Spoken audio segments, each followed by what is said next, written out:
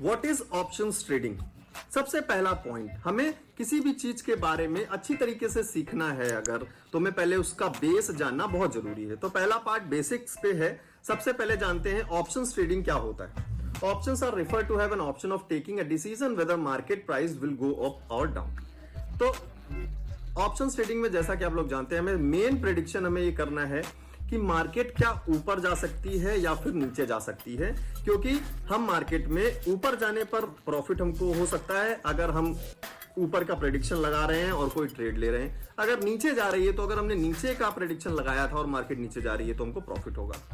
Main two options, हमारे पास दो main option हैं जिन पर हमें फोकस करना है मार्केट में, कि मार्केट ऊपर जानी चाहिए या फिर नीचे जानी चाहिए, ये हमको प्रेडिक्ट करना है और इसी पे हमको प्रॉफिट्स बुक करने हैं। We need to decide with our analysis, हमको अपने एनालिसिस से डिसाइड करना है। वो एनालिसिस कैसे करनी है, क्या करना है, वो चीजें आगे आपके कोर्स में आएंगी, जो अगले मॉड्यूल्स होंगे उसमें। हाउ मार्केट कैन बिहेव, क्या वो ऊपर जा सकती है या नीचे जा सकती है अगले 1 मिनट में, 5 मिनट में, 15 मिनट में, 1 दिन में, 1 महीने में, 1 वीक में। ये सारी चीजें क्या है, कैसे हैं, ये सब हम आगे सीखेंगे। अभी मेन फोकस हमारा इस मॉड्यूल में है कि ऑप्शंस ट्रेडिंग एक्चुअली में किस चीज की क्या है, वो उसको बोलते क्या है, कैसे समझते हैं, उस पर हम फोकस करेंगे। आगे देखते हैं हमारे पास क्या है। How to earn money with options trading. चलिए, हमने समझ लिया कि ऑप्शंस ट्रेडिंग क्या है और हमको ये प्रेडिक्ट करना है दो जो मेन चीजें हैं कि मार्केट कब ऊपर जाएगी और मार्केट कब नीचे जाएगी। तो हमें इससे प्रॉफिट कैसे होगा, पहले हम वो जान लेते हैं। किसी भी काम में हमको प्रॉफिट कब होता है वो हम एक बार जान लें, क्योंकि उसके जाने बिना हमको प्रॉफिट नहीं होगा। Making money always based on the concept of buying at low and selling at high price. बिल्कुल सिंपल है, कोई भी बिजनेस करिए, कोई भी सामान खरीदिए, सस्ते में खरीदिए और महंगे में बेचिए, तो उसका जो डिफरेंस होगा वो आपका प्रॉफिट बन गया। या फिर मार्केट जो आपको एक दूसरा ऑप्शन अलाउ करती है कि किसी सामान को महंगे पर आप पहले बेच दें। मार्केट में ये आपको ऑप्शन है कि आप पहले महंगे रेट पर आप उस सामान को बेच सकते हैं और जब उस प्राइस का नीचे गिर जाए, जब वो चीज सस्ती हो जाए, तो हम उसी चीज को खरीद लें और उसका जो डिफरेंस है वो हमारा प्रॉफिट होगा, जिसको हम शॉर्ट सेलिंग भी बोलते हैं। मार्केट में इसको हम शॉर्ट सेलिंग बोलते हैं। किसी शेयर को, किसी इंडेक्स को, किसी भी प्राइस को शॉर्ट करना। तो पहले महंगे पर बेच देना और सस्ते पे खरीद लेना। आसान है, सस्ते पे खरीदना पहले और फिर महंगे पे बेचना। सारी चीजें कैसे करते हैं ये सब कुछ हम आगे सीखेंगे मॉड्यूल में।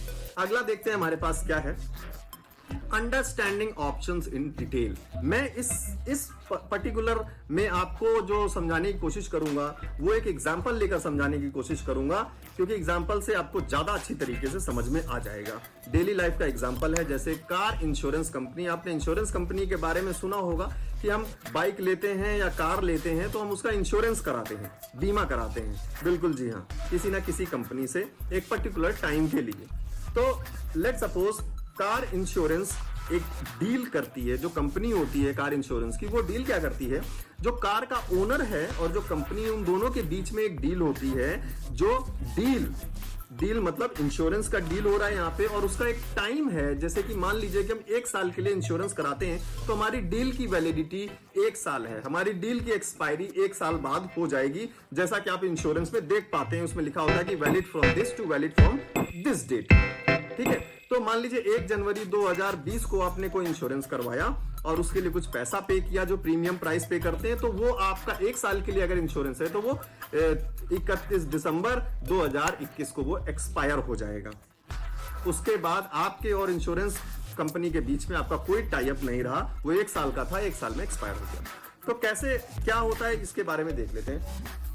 मान लीजिए आपने कोई 10 लाख की गाड़ी है जिसके लिए आपने इंश्योरेंस कराया है, जीरो डेप्थ इंश्योरेंस आप जानते होंगे, जिसमें अगर गाड़ी को कुछ भी हो जाए तो सारा पैसा इंश्योरेंस कंपनी पे करती है। तो मान लीजिए आपने 10,000 रुपए देकर ये 10 लाख की गाड़ी जो थी उसका इंश्योरेंस करवा लिया है 1 साल के लिए, जिसका प्रीमियम आपने पे किया है 10,000 रुपए।